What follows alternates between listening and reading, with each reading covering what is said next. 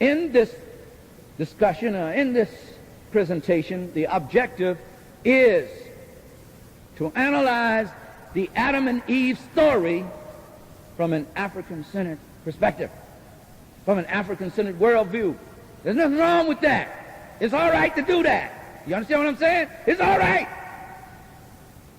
So, but it's a story in the Bible. Why it's got to be African-centered? If it's a Bible story, why can't it just be Bible? Because everything, including the Bible, is projected, written, interpreted in the context of one's cultural worldview. It is impossible for a human being on planet Earth to observe anything exclusive of one's cultural experience and worldview. You just cannot do it.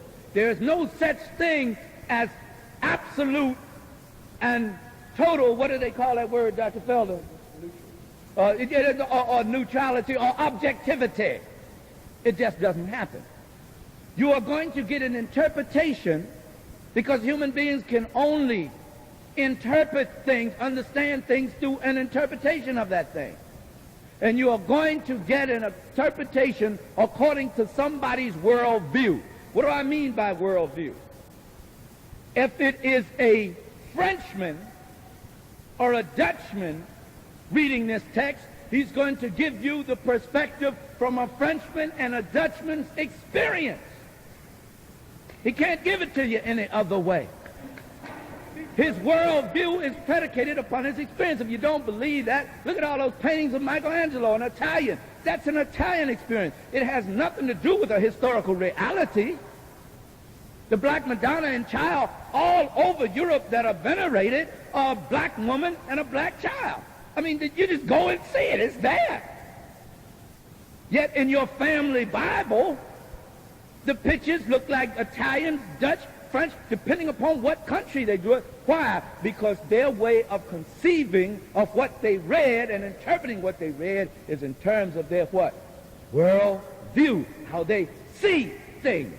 And they see things predicated upon that which impacted upon them in their development and growth, that which is in their environment. That's how they view it. There's no other way. Now, why did I go through all that? Because black people think there's something wrong when we get to talking about it African-centered. I could bring a picture that will cover the whole backstage here of a blonde-haired, blue-eyed white man holding a lamb and with his wrist like this here. And nobody, or very few people, would question me on who that was. I wouldn't have to tell them who it was or what it represented. It would be automatically assumed what it represented. I bring a jet black, broad-nosed, thick-lipped, dreadlock brother holding a lamb in his hand with a staff, and I am going to get some flack. I am going to get struggle. In fact, I have seen it clean out whole pews. One brother went back to his church and said, look, I'm not going to teach this lie no more about a white Jesus. I'm going to tell it the way it is in the Bible. The description of Jesus in the Bible is that a black man. I'm going to tell it the way history tell it. And the next week when he came back to preach, he was preaching to the Sikhs as a result of brainwashing. So that's an illustration of worldview. That's not the subject I wanted to be on. Now, when it comes to dealing with the beginning of things, the eternal question in the mind of human beings, where did the world come from and where did humanity come from? Everything that human beings, no matter what their cultural context or what geographical location they come from, everything they do in life is predicated on their concept of how the world began. And all people believe that it started with them, except the African slave. The African slave and those other peoples of color who have been brainwashed by Europeans. Now, there are two basic theories as to how the world and humanity started. One is called the theory of evolution, which speaks of humanity developing out of about 15 million years ago, and a creature, an ape-like creature, an anthropoid, who a proto-hominid in scientific language, which means of the family of man and ape, who I refer to as Kenyapathecus, or Pithecus. They call him Ramapithecus. But the oldest bones of this creature that was the bridge between, appears to be the bridge between humanity and the ape, was found in Kenya, and it dates back 15 million years ago.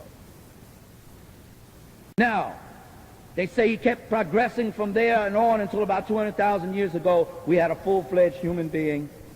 And for some 190,000 years, there was nobody else on earth but human beings who came out of Africa. There was nobody else on the planet Earth but African people. That we can prove beyond a shadow of a doubt. There's no question about that. White people or their ancestry can only go back to 20,000 years. If you're going by the theory of evolution, that's 1/10 the time that African people have been on the earth. And you do not survive on this planet Earth unless you develop what? Civilization and culture. The least likely creature, the least likely species to have survived on the planet Earth, if you look back there, those millions of years ago, would have been the human being. It was smaller than every other animal. It had less things to protect itself with than any other animal. All the animals had claws, teeth, jaws. They had big mammoth elephants and everything around it that could crush it. It was the development of its brain. And obviously a divine plan that these few handfuls of human beings developed in Africa and then grew to the great population of over 4 to 5 billion people on the planet Earth today out of these African people.